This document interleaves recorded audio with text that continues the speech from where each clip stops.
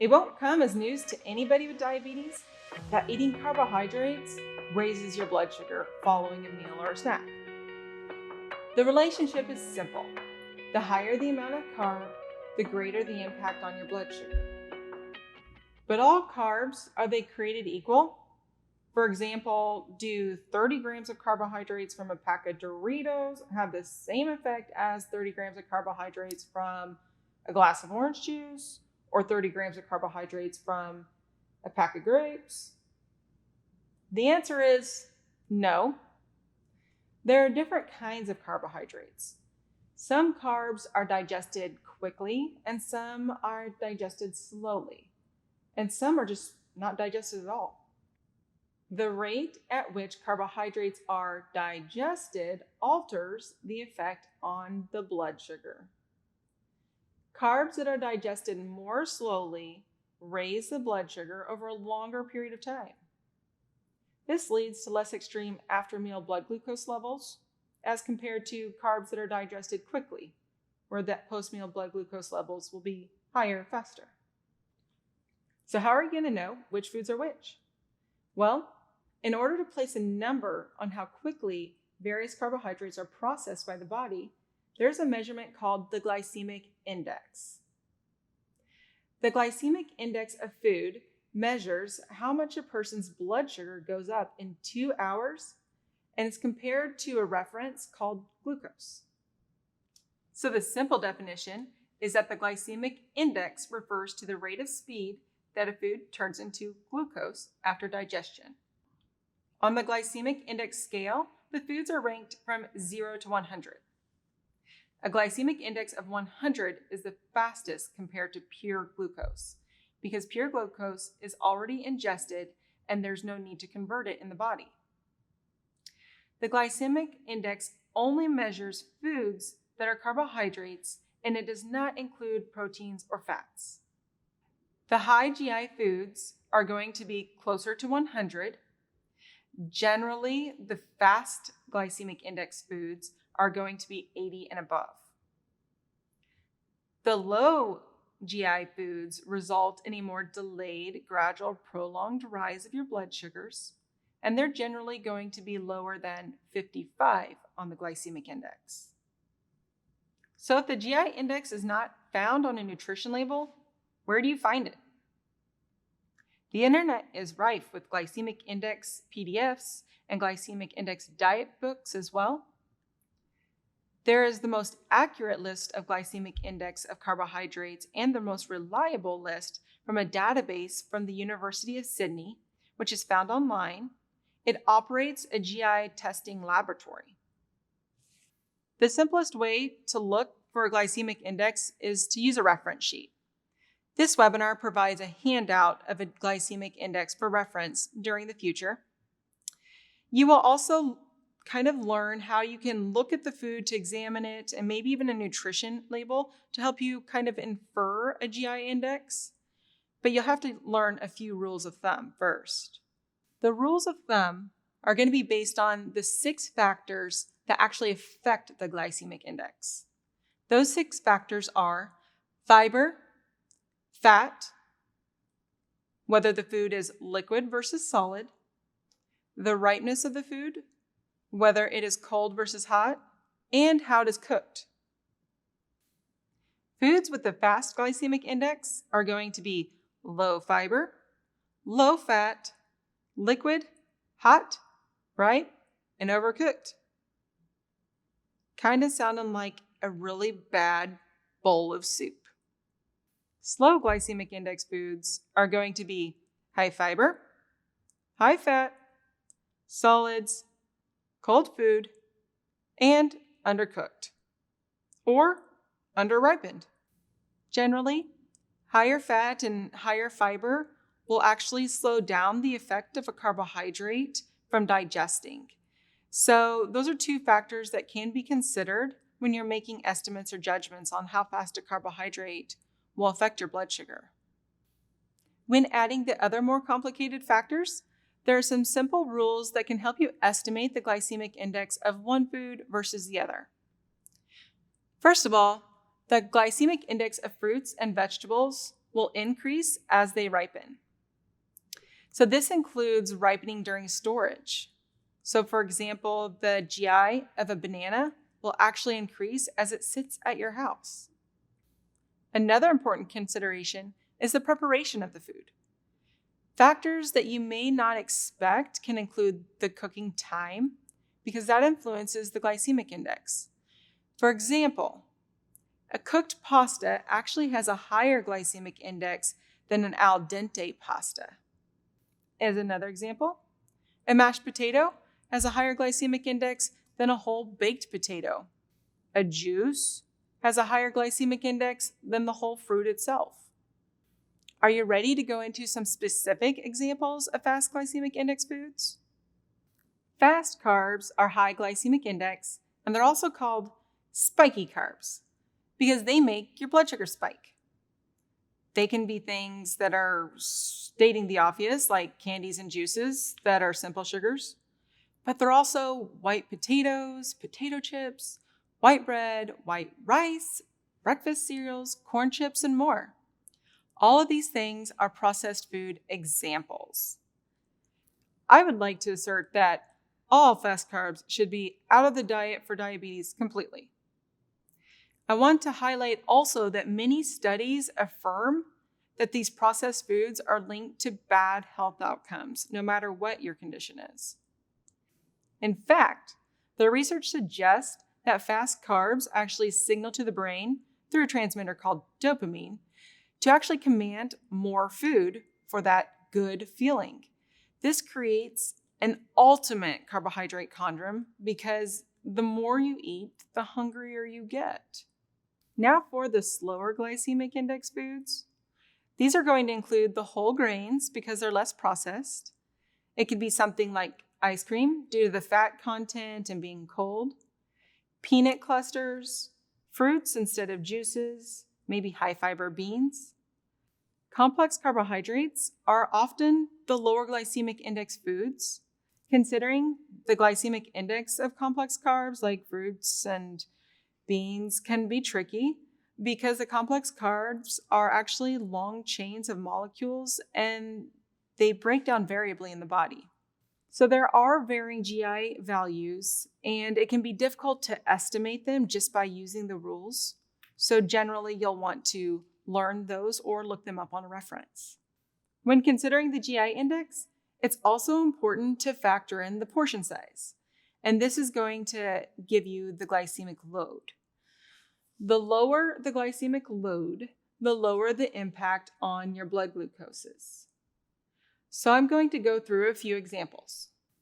So the glycemic load is like dropping a large stone into the water versus dropping a small stone into the water. The larger stone is going to make a splash that reaches higher.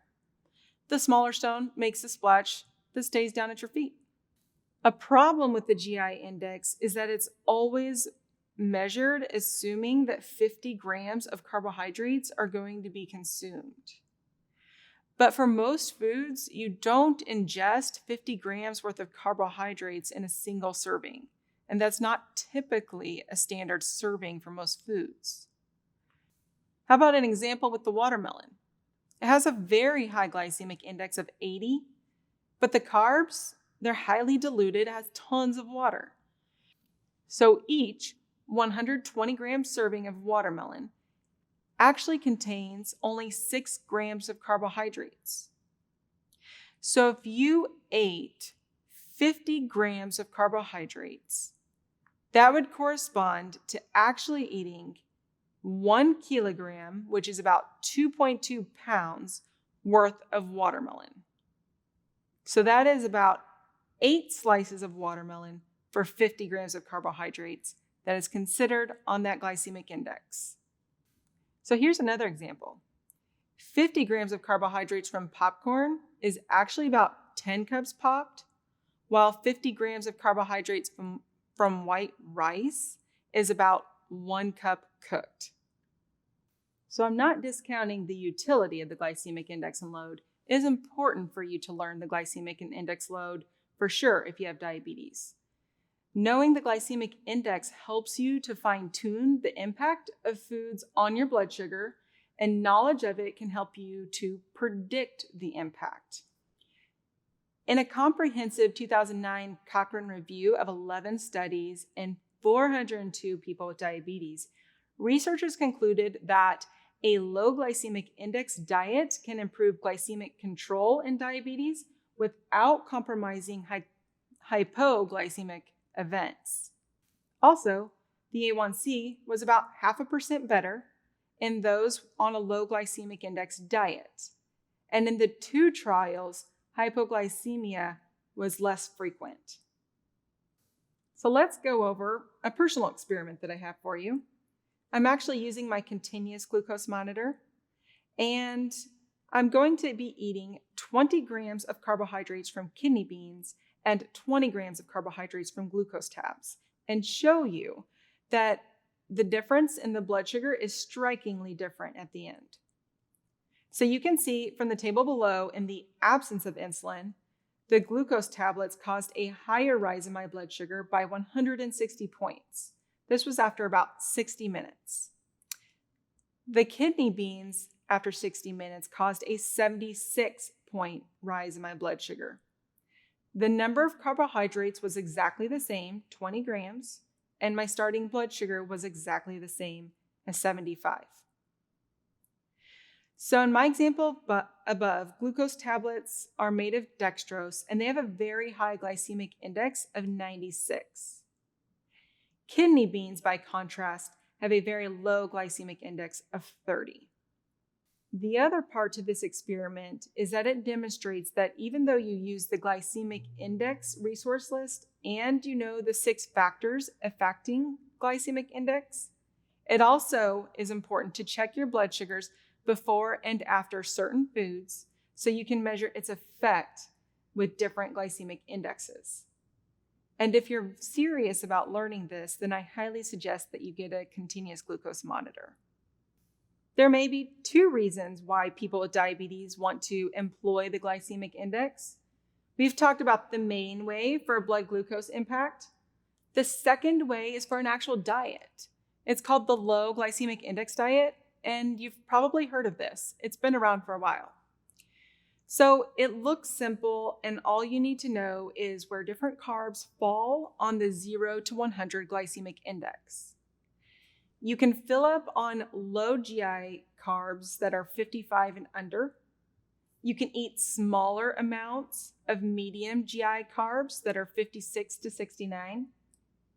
And mostly nibble and almost completely avoid the high GI carbs that are 70 and up. If you're curious or interested in the low GI diet, then the last part of this webinar is going to talk about the advantages and the disadvantages to it. The advantages is that there are not any strict rules to the food choices and allows for much more variety in the diet than other diets such as low carb or keto. People are more satisfied with their choices. It's much more convenient to go out to a restaurant or choose a recipe. But one disadvantage to using the GI index for your diabetes management is that you must do your own homework, such as we saw looking up the references and studying the University of Sydney online database. But if you know the 6 factors and the rules of thumb, then it can help you to predict without having to always pull out that GI index resource. A second disadvantage is trying to estimate a whole entire dinner can really add up to a lot of confusion. The general concept of sticking to a low GI diet with a plate of food is demonstrated by just ordering a steak dinner with mashed potatoes, but then substituting zucchini and squash for the mashed potatoes because the zucchini and squash have a lower glycemic index. The third disadvantage to the GI index diet is that you can't actually use it to judge healthy and unhealthy foods based on the sole concept of glycemic index. So you must keep in mind that a fast GI does not mean unhealthy, and a slow GI does not always mean healthy. The fourth and final disadvantage is that there's not actually much evidence for the success of weight loss using a low GI index over other diets. I did my own personal literature review and found that generally people who ate a low GI index diet fared better, but the GI diet did not have more weight loss than a low carb diet or a Mediterranean diet. But in my opinion, there's a caveat to that. There's always utility in a diet that someone's willing to stick to. And we mentioned that the low GI diet is a little bit more convenient. So here's some examples of how you may want to employ it for better success than what are in the studies. Perhaps you want to do a low-calorie diet, which can be useful for diabetes remission. And a low GI diet is useful for a person during a low-calorie diet because slowly digested carbs tend to leave you feeling full longer. A second way I can see the low GI index diet being used would be somebody who wants to transition out of a low-carb diet. Perhaps the person used a low-carb diet to achieve diabetes remission or control their diabetes for 6 months or a year. And they're looking to transition to a little bit more variety. A third way would be to employ the GI diet for a person with ketosis-prone diabetes, because they must always continue to keep a certain amount of carbohydrates or a good amount of carbohydrates in their daily diet. Thank you for attending this webinar. The first part was learning the glycemic index for the impact of fast carbs and slow carbs. And the second part was about the glycemic index diet. I hope you found some good utility, and we'll see you in the next video.